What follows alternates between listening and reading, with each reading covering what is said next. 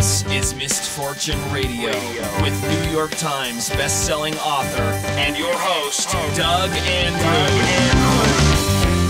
You know, this is still really bothering me. Economic stimulus and Obama's spending budget of $3.6 trillion. Now, let me put this in perspective for you.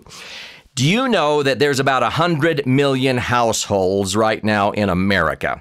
The average income per household is probably right around $50,000. Now, if you took 100 million households and times that by $50,000 of income, that equals $5 trillion. Do you know that the spending budget that Obama has proposed and now Congress has passed would consume nearly 2/3 of every dollar that every American household would be earning in 1 year? In other words, everyone would have to pay $36,000 this year in tax in order to simply pay for the spending budget that was just passed by Congress.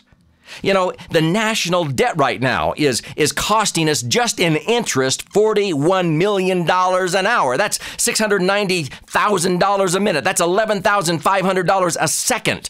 That's nearly $1 billion a day. You know, we have $62 trillion in unfunded liability. And do you know there's only about $829 billion in circulation in this country? The federal government would need to tax about $539 on every $50 bill in circulation in order to pay the national debt. Every family in America would need to pay about $700,000 in order to eliminate the debt. Well, you know, to get your arms around this, because, you know, most people hear a trillion and they don't even have a comprehension of this. $1 trillion would be $1 bills. If they were set side by side, $1 trillion would be $1 bills stacked side by side from here to the moon and back 200 times.